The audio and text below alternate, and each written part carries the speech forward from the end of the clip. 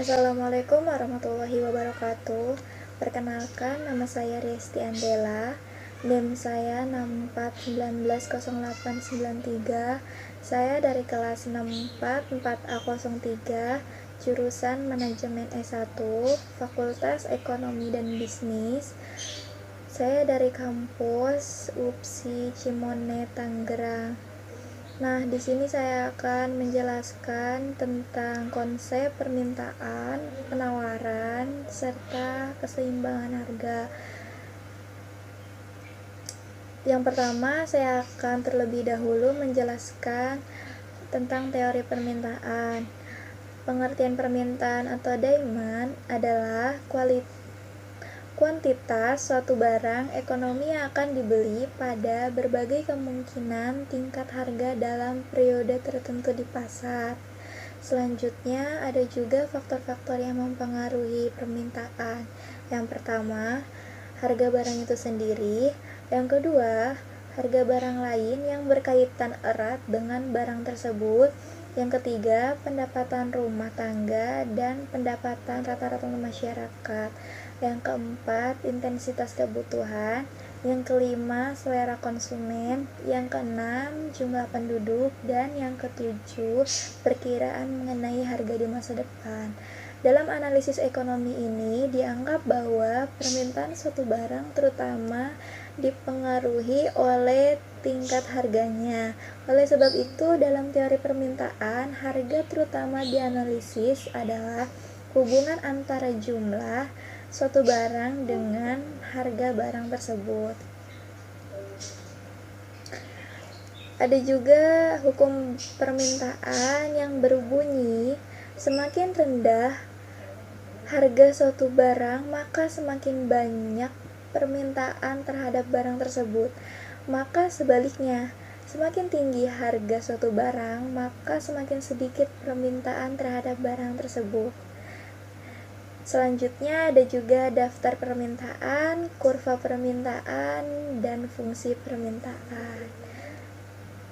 Yang pertama ada daftar permintaan, adalah suatu tabel yang memberi gambaran dalam angka-angka tentang hubungan antara harga dengan jumlah barang yang diterima. Dan yang selanjutnya, kurva permintaan itu menggambarkan daftar permintaan. Jadi digambarkan ya kurvanya gitu. Terus yang ketiga ada fungsi permintaan.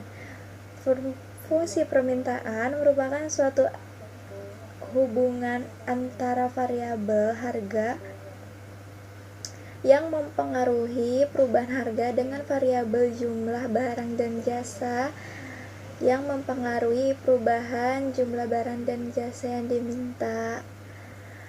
Next, selanjutnya ada yang namanya elastisitas permintaan. Itu dia merupakan ukuran sejauh mana sih kepekaan atau tanggapan terhadap jumlah barang yang diminta jika terjadi perubahan harga, baik harga barang maupun harga barang lain, dan perubahan pendapatan konsumen tersebut. Di sini juga saya akan menjelaskan tentang macam-macam elastisitas permintaan harga. Yang pertama ada elastis. Elastis itu apa sih? Nah, di sini saya akan jelaskan, yaitu menggambarkan permintaan terhadap barang yang bersifat elastis, yang artinya setiap perubahan harga akan menyebabkan perubahan jumlah juga. Perubahan jumlah barang yang diminta dengan presentasi yang lebih besar. Yang kedua, ada inelastis, yaitu menggambarkan permintaan terhadap barang yang bersifat inelastis, yang artinya setiap perubahan harga menyebabkan perubahan jumlah barang yang diminta dengan persentase relatif yang lebih kecil. Dan yang ketiga, ada juga elastisitas tunggal, berarti satu, yaitu menggambarkan permintaan terhadap barang bersifat elastisitas tunggal, yang artinya setiap perubahan barang akan diminta sama dengan perubahan harga. Dan yang keempat, ada elastisitas tak terhingga, yaitu menggambarkan keadaannya ekstrem serta koefisien harga tidak terhingga, yang artinya pada harga tertentu dimungkinkan perubahan jumlah barang yang diminta secara tidak terbatas. Dan yang kelima, itu ada inelastis sempurna. Keadaan ekstrim bentuk lain adalah kurva permintaan inelastis sempurna, yang artinya setiap terjadi perubahan harga tidak mempengaruhi jumlah barang yang akan diminta. Nah, itu tadi penjelasan tentang teori permintaan, ada pengertian, ada faktor-faktor, terus juga ada macam-macam, ada daftar permintaan, ada kurva permintaan dan fungsi permintaan, ada juga analisis permintaan. Nah, selanjutnya juga saya di sini akan menjelaskan teori penawaran. Pengertian penawaran itu ada dua macam. Yang pertama, dalam pengertian khusus, adalah jumlah ekonomi yang ditawarkan pada harga dan waktu tertentu. Yang kedua, dalam arti luas, adalah jumlah suatu barang ekonomi yang tersedia untuk dijual di pasar. Jadi pengertian penawaran itu ada dua macam. Yang satu dalam arti luas, yang satu lagi dalam pengertian khusus. Dan adapun ada hukum penawaran juga yang berbunyi, semakin tinggi tingkat harga suatu barang, semakin banyak jumlah barang yang akan ditawarkan oleh pengusaha, dan sebaliknya. Dan semakin rendah harga suatu barang, maka semakin sedikit jumlah barang yang ditawarkan.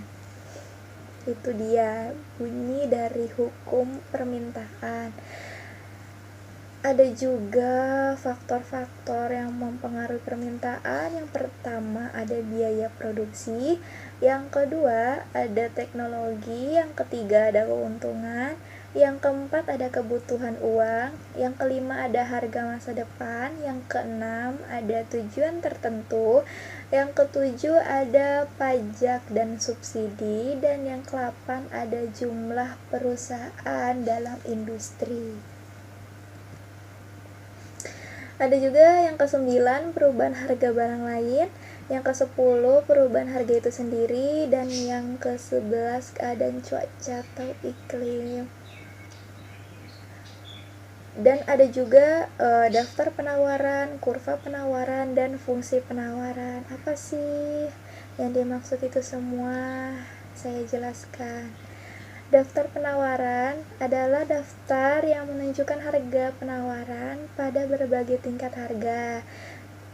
Kalau kurva penawaran itu suatu kurva yang menunjukkan hubungan antara harga suatu barang tertentu dengan jumlah barang yang ditawarkan. Kalau fungsi penawaran itu merupakan bentuk sistematis untuk menyusun daftar-daftar penawaran pada berbagai kemungkinan tingkat harga. Nah, ada juga macam-macam elastisitas penawaran yang sebelumnya tadi saya udah bahas mengenai macam-macam elastisitas permintaan. Nah, sekarang saya akan menjelaskan tentang macam-macam elastisitas permintaan. Yang pertama ada elastis, yang menggambarkan penawaran barang yang mempunyai sifat elastis, artinya perubahan harga akan menyebabkan jumlah barang yang ditambahkan dengan persentase yang lebih besar. Yang kedua, ada inelastis, yang artinya perubahan harga menyebabkan jumlah barang yang ditambahkan dengan persentase yang lebih kecil. Jadi kalau inelastis itu jumlah barang yang menyebabkan persentase yang relatif besar. Kalau yang inelastis itu harga yang menyebabkan perubahan jumlah barang yang ditambahkan dengan persentase yang lebih kecil.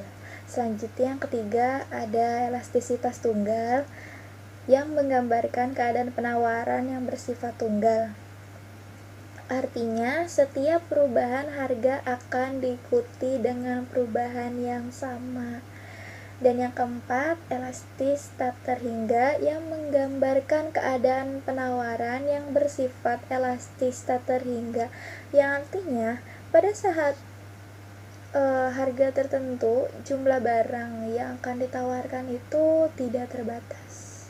Jadi, tidak terbatas tanpa batas.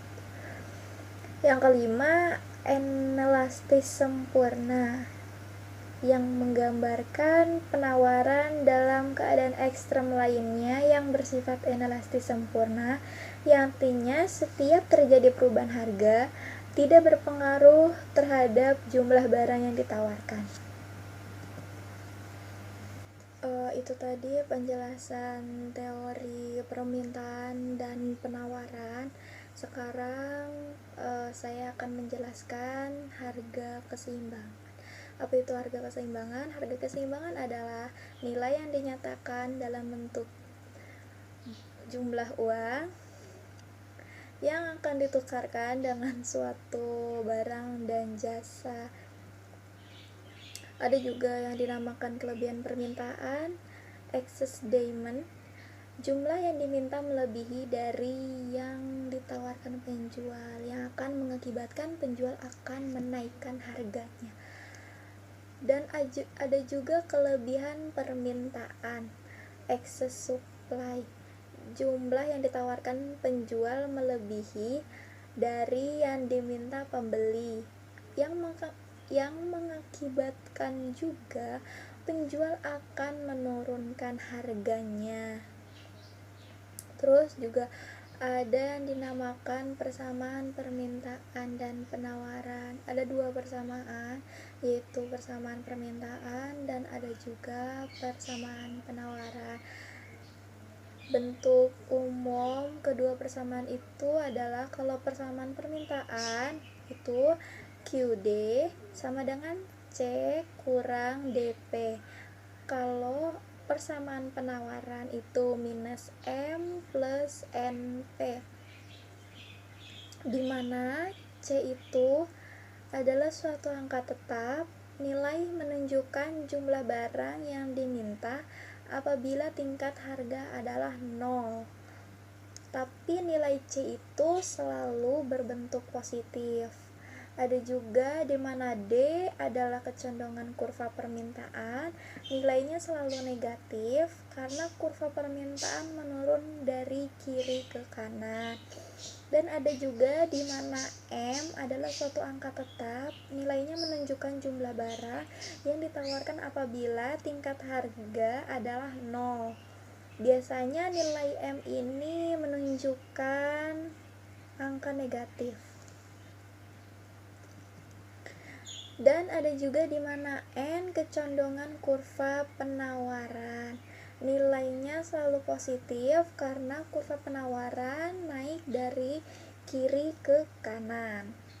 Dan ada juga di mana QD adalah kuantitas yang diminta, QS adalah kuantitas yang ditawarkan, dan P adalah tingkat harga.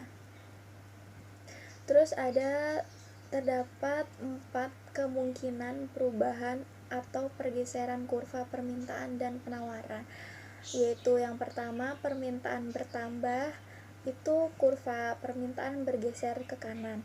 Yang kedua permintaan berkurang, kurva permintaan bergeser ke kiri. Dan yang ketiga penawaran bertambah, kurva penawaran bergeser ke kanan. Dan yang keempat penawaran berkurang, kurva penawaran bergeser ke kiri. Masing-masing perubahan dinyatakan di atas. Terdapat C berubah secara tersendiri, yaitu hanya salah satu perubahan dari keempat kemungkinan tadi itu yang berlaku, atau D. Permintaan dan penawaran berubah secara serentak. Maksudnya masing-masing perubahan dari keempat kemungkinan itu, yang salah satu yang tadi tuh yang C yang nilainya selalu positif, akan berubah menjadi keempat kemungkinan yang berlaku. Dari yang tadi lagi tuh yang D itu kecondongan kurva permintaan. Nah, di sini juga tertera ya pergerakan di sepanjang kurva, ada kurva-kurva, gambar kurva contohnya itu. Terus ada juga kan pergeseran kurva permintaan ke kiri, pergerakan di sepanjang kurva penawaran. Ada juga pergeseran kurva penawaran ke kanan dan ke kiri. Ada juga akibat pergeseran permintaan dan penawaran terhadap keseimbangan. Itu saja penjelasan dari saya, kurang lebihnya mohon maaf. Wabillahi taufiq wal hidayah. Wassalamualaikum warahmatullahi wabarakatuh.